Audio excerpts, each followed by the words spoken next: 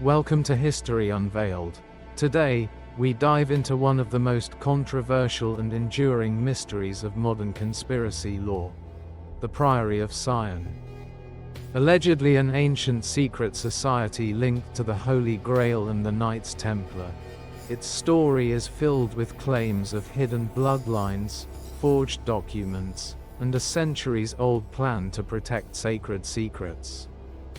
But is the Priory of Sion a genuine relic of medieval mysticism, or is it a modern hoax spun by ambitious individuals? Stay tuned as we trace its formation, examine what it was claimed to have done, and explore its lasting impact on popular culture. The tale of the Priory of Sion begins not in the mists of the Middle Ages but in mid-20th century France. In 1956, a Frenchman named Pierre Plantar founded an organization under that very name.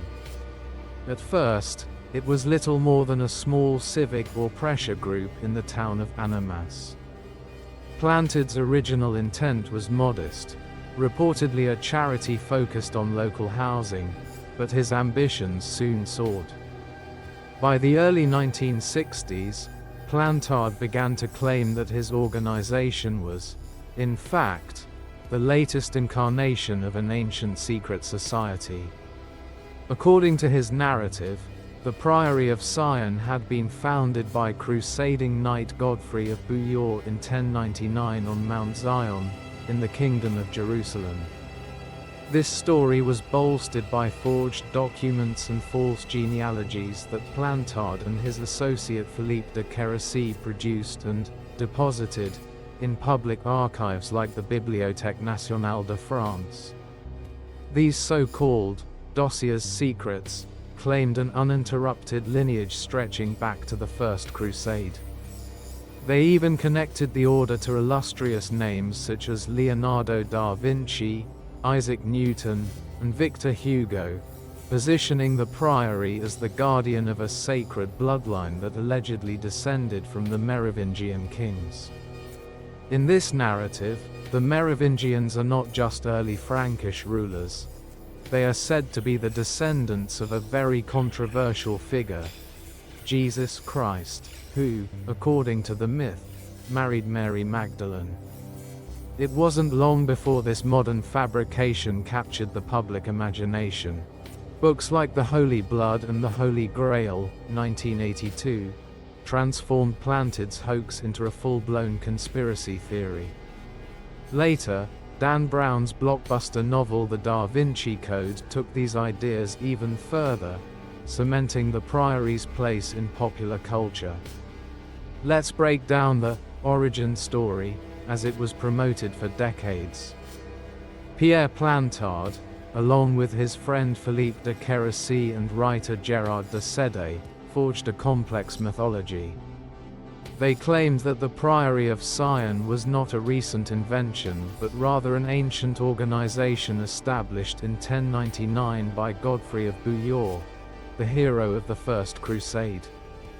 According to the fabricated documents, the Priory was entrusted with the sacred duty of protecting a secret that had been passed down through the ages: the royal bloodline of Jesus Christ.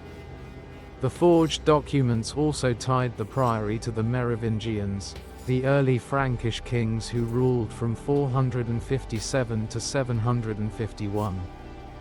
Plantar's narrative even went so far as to assert that the Merovingian dynasty had been established because of a secret marriage between Jesus and Mary Magdalene.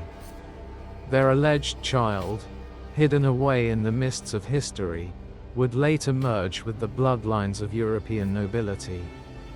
To lend an air of authenticity, Plantar even adopted the surname Plantar de Saint Clair, and claimed noble ancestry connected to the area around Gisors in Normandy. Over the years, he published lists of Grand Masters of the Priory of Sion, alleged leaders ranging from medieval figures such as Jean de Gisors and Nicolas Flamel, to Renaissance giants like Botticelli and Leonardo da Vinci, all the way to modern celebrities like Victor Hugo, Claude Debussy and Jean Cocteau. According to the myth, the Priory of Sion's mission was nothing less than the protection of the sacred bloodline of Jesus. They were purportedly the custodians of secret documents and relics, charged with safeguarding a hidden truth: that Jesus was married to Mary Magdalene and that their descendants survived and intermingled with the Merovingian dynasty. One of the most sensational claims was that the priory not only safeguarded this bloodline but also engineered the creation of the Knights Templar. In this narrative, the Templars served as the military arm of the priory, tasked with protecting the descendants of Jesus and ensuring that their secret, if revealed, would trigger a revolutionary change in European governance. Their ultimate goal, as the myth continues, was to restore a sacred, divinely ordained monarchy, a Merovingian king who would unify Europe under a new theocratic order. Beyond their supposed political ambitions, the priory was also said to be involved in a range of mystical and esoteric practices. In later iterations, especially those influenced by Dan Brown's narrative, the priory's beliefs evolved. They became associated with feminist theology, claiming that early Christianity had been rooted in the worship of the divine feminine.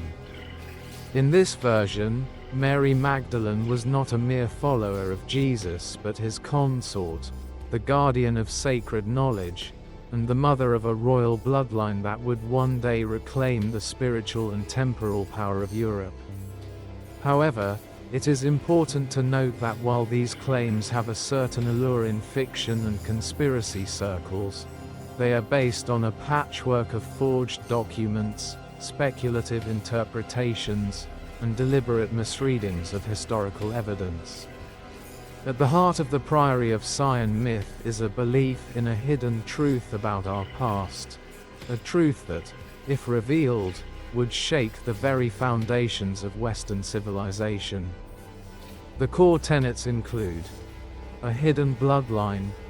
The myth posits that Jesus Christ was married to Mary Magdalene, and together they produced a child.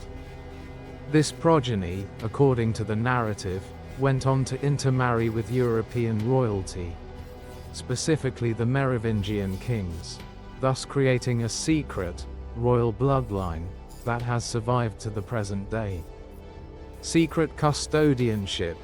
The Priory of Sion was charged with protecting this sacred bloodline and preserving the documents that prove its existence.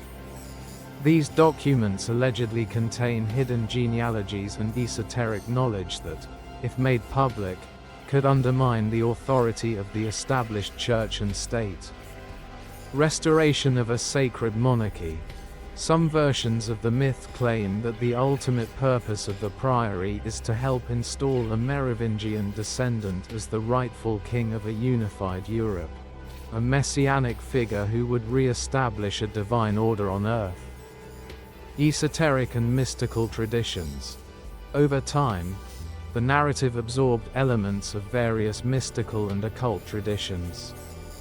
It drew upon symbols, rituals, and prophecies, from Nostradamus's predictions to the cryptic clues hidden in Renaissance art, to construct an elaborate, secret history that ties together the past, present, and future of Europe. A clash with established institutions. Finally, the myth holds that the Catholic Church and other established powers have systematically tried to suppress the truth about this sacred bloodline, eliminating groups like the Cathars and the Knights Templar to maintain their own dominance. It is this combination of historical mystery, esoteric symbolism, and anti-establishment rhetoric that has ensured the Priory of Sion remains a perennial favorite among conspiracy theorists, even as serious scholars dismiss it as a 20th century hoax. For decades, the myth of the Priory of Sion captured the imagination of the public. Yet beneath the alluring facade of ancient mystery lies a very different truth. In the early 1960s, as Plantar and his cohorts began to circulate their forged documents, skepticism emerged. Investigative journalists, researchers, and eventually even some of the very figures who had lent their names to the myth began to question the veracity of these claims. By the late 1980s, a number of independent investigations, bolstered by statements from Philippe de Kérisy and later admissions by Pierre Plantar himself, revealed that the Priory of Sion was nothing more than an elaborate literary hoax. In a 1982 radio interview, Plantar dismissed the Holy Blood and the Holy Grail as fiction. Later, when authorities searched his home during the investigation of a scandal involving Roger Patrice Pilat in 1993, they uncovered a trove of forged documents and correspondence confirming that Plantar had fabricated the Priory's ancient history. These documents, known collectively as the Dossiers Secrets d'Henri Lobinot, were nothing more than a carefully constructed series of falsehoods. They repurposed genuine historical language and symbols but were ultimately designed to create a misleading narrative. As scholars like Jean-Luc Chaumail and others have demonstrated, the so-called ancient pedigree of the Priory is entirely fictitious. It is now widely accepted by reputable historians and researchers that the Priory of Sion, as originally described in the forged documents, is a 20th century invention, a hoax conceived to lend credibility to a range of conspiracy theories about hidden bloodlines and secret orders. Despite, or perhaps because of, the overwhelming evidence exposing it as a hoax, the myth of the Priory of Sion has had an enormous impact on modern popular culture. In 1982, Michael Bygent, Richard Lee, and Henry Lincoln published The Holy Blood and the Holy Grail. Although its historical claims have been discredited by scholars, the book was a runaway bestseller. It tapped into a deep-seated fascination with secret societies, hidden histories, and the possibility that our most revered institutions might be built on a foundation of conspiracy. Years later, Dan Brown's The Da Vinci Code would take these ideas and turn them into a global phenomenon. Brown's novel presents a version of the Priory of Sion that is not only real but integral to a grand scheme involving the protection of a sacred bloodline and the potential overthrow of the established church. The book and its subsequent film adaptation introduced millions to the idea that there might be forces at work behind the scenes of Western civilization. The impact on tourism and local legends has been significant as well. In small French villages such as Rennes-le-Château, where the myth took root, treasure hunters and conspiracy theorists continue to flock in search of hidden relics and secret passageways, fueled by stories that mix genuine local history with modern fabrication. These legends have, in some cases, transformed entire communities into pilgrimage sites for the curious and the conspiratorial alike. Even after the hoax was laid bare, belief in the Priory of Sion persists in certain circles. A small group of esoteric enthusiasts and conspiracy theorists continue to claim that the Priory is not only real but that it has evolved into a secret order that still operates today. Open letters, such as one dated December 27, 2002, claimed that commanderies in Saint Denis, Millau, Geneva, and Barcelona were active, and that the order had thousands of members. More recently, Italian esotericist Marco Rigmonti has claimed to be the Grand Master of the Priory, asserting that the order is still active and engaged in the ancient mission of safeguarding sacred secrets. Yet, while these revival attempts keep the legend alive in certain occult and fringe communities, mainstream historians and scholars remain steadfast in their view. The Priory of Sion is a modern fabrication, a hoax that has been spectacularly repackaged over the decades to serve various ideological, commercial, and cultural purposes. So why does a modern hoax like the Priory of Sion continue to captivate us? The answer lies partly in our love for mystery and our yearning to uncover hidden truths. Conspiracy theories offer an alternative narrative, a way to imagine that behind the everyday facade of modern institutions lurks a shadow world of secret orders and forbidden knowledge. The Priory of Sion, with its intricate tapestry of forged documents, secret bloodlines, and hidden relics, appeals to our desire for a story that explains the inexplicable. It taps into the same fascination that has driven treasure hunters to scour ancient ruins and that compels many to seek meaning in history's darkest corners.